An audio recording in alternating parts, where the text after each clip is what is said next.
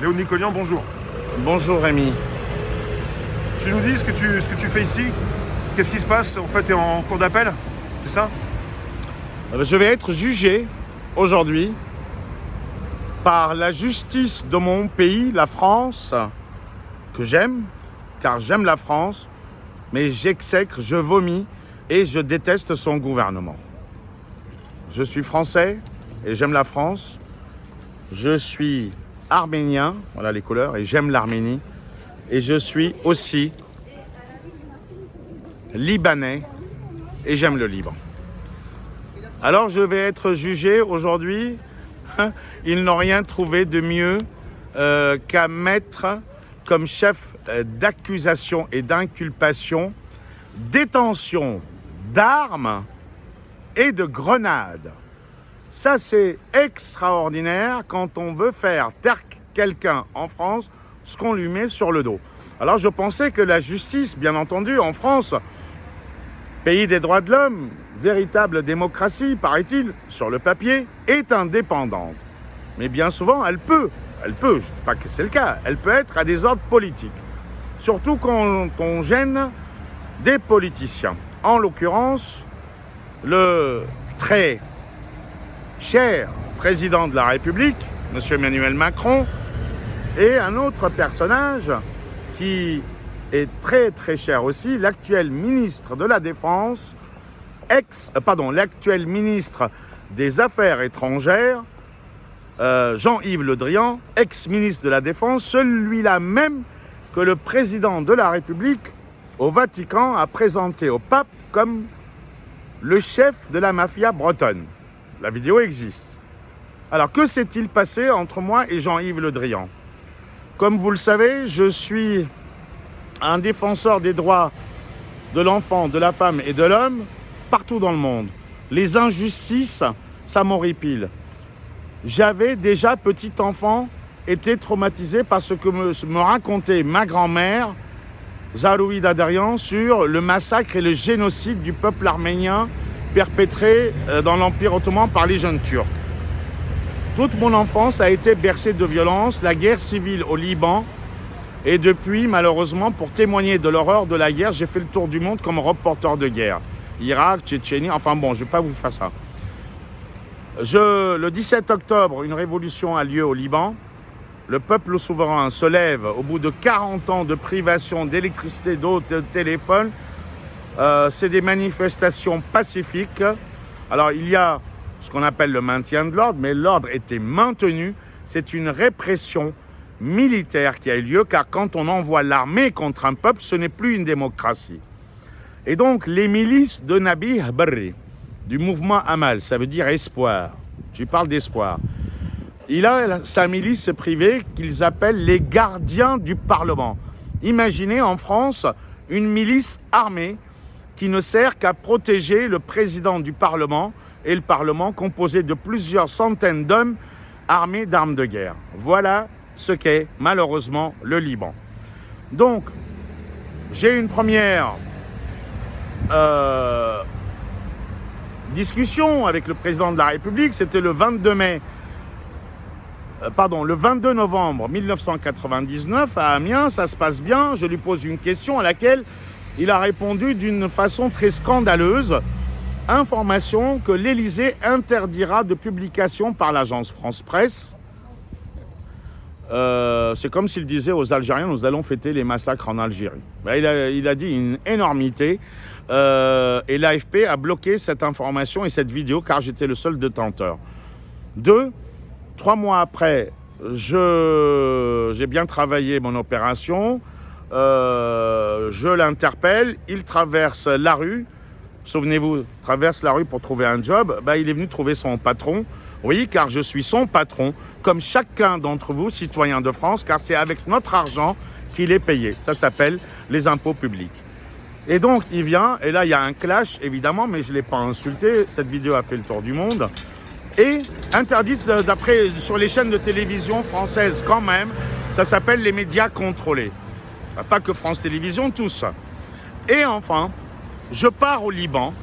Et lorsque, dans le cadre des manifestations pacifiques, l'armée tire à l'arme de guerre l'armée tire et borgne, tue les milices du Parlement pareil, et surtout avec une opération de gazage. Mais qu'est-ce que je vois par terre? Je vois la même chose qu'à Paris, les gaz lacrymogènes, les capsules, ce qu'on appelle les couvercles. Le gaz n'est plus dedans puisque c'est des petites pastilles rondes et noires.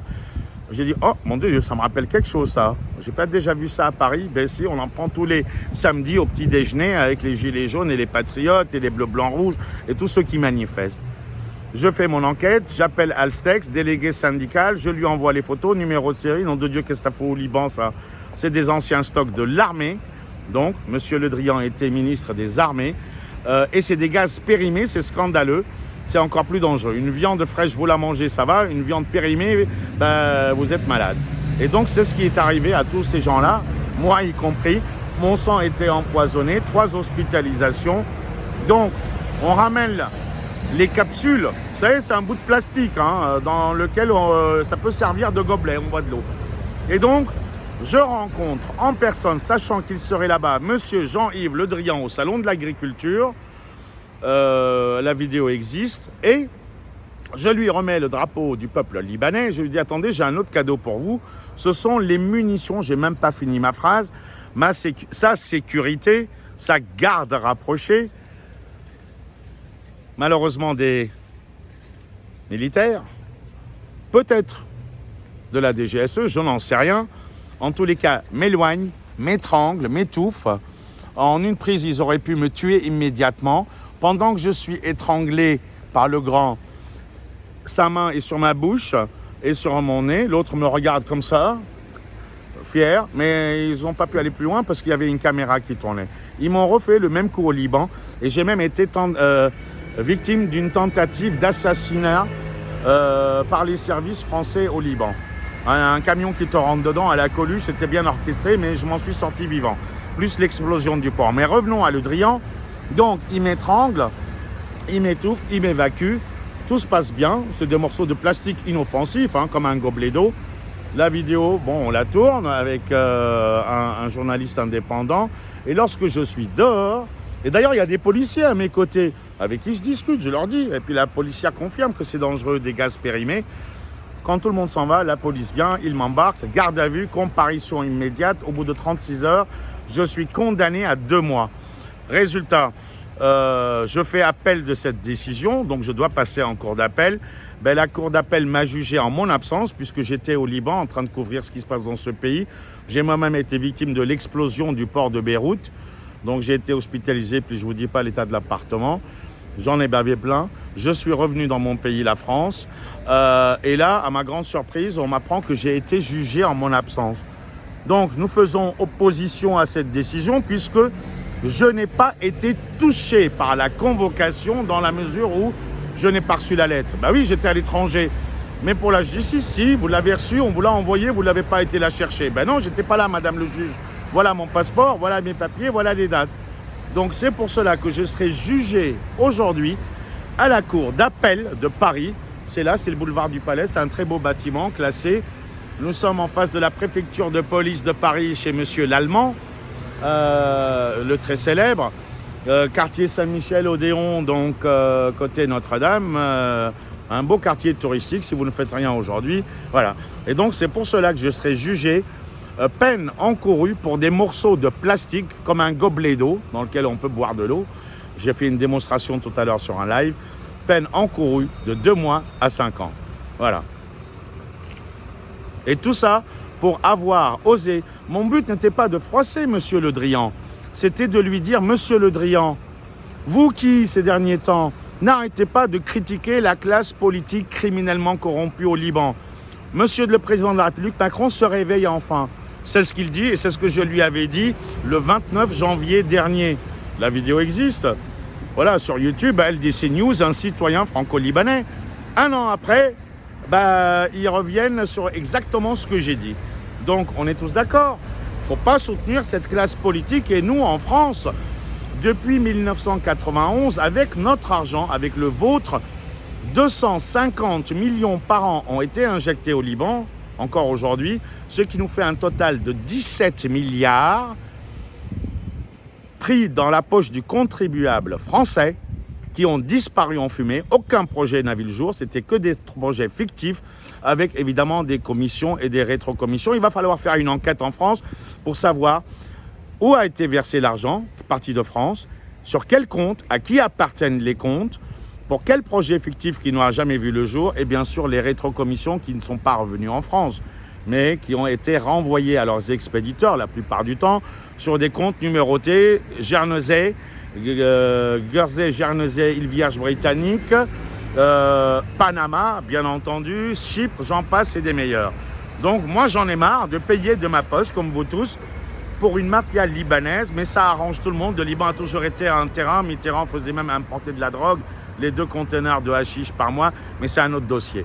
Voilà, donc c'était pour dire à Monsieur Le Drian, Monsieur le ministre, arrêtez d'envoyer ces armes de répression ou de maintien de l'ordre, parce qu'elles sont très mal utilisées par les forces de sécurité intérieure et par les milices libanaises. C'est du maintien de l'ordre, l'ordre est maintenu, mais ils répriment, ils tuent avec. Ni plus, ni moins. Et c'est pour ça que je vais être jugé pour des morceaux de plastique. Donc la France est un grand pays, elle doit jouer un grand rôle, mais pas en aidant les dictatures, que ce soit au Liban, que ce soit au Sénégal avec Macky Sall, que ce soit, que ce soit même en Turquie. Aujourd'hui, la belle com du président contre Erdogan, c'est une belle communication. Erdogan contre Macron, c'est une belle communication. Ce n'est qu'un écran de fumée. Mais vous savez quoi? Renseignez-vous, je vais vous montrer le dossier bientôt. 180 millions de seringues médicales pour vacciner toute la France, alors que nous avons des industries ici en France qui fabriquent des seringues. On les a achetées où? IST, Istanbul, Made in Turkey. Où est le patriotisme économique? Mais c'est du n'importe quoi. Nos entreprises vont mal et on va acheter 180 millions de seringues à la Turquie qui s'enrichit et qui massacre les Arméniens. C'est du n'importe quoi. Aujourd'hui, les valeurs n'existent plus. Les intérêts des États, je peux les comprendre, mais ça devient des intérêts financiers, oligarchiques. Et donc, moi, je vais être jugé ici juste pour avoir dit à M. Le Drian, arrêtez d'envoyer des armes à l'État et à la mafia libanaise qui maltraite son peuple. Et Amnesty International, j'ai mis 1 an à les mobiliser. Le rapport est sorti. Vous pouvez aller voir sur le rapport d'Amnesty. La France doit cesser d'alimenter les armements libanais. Voilà, chers amis.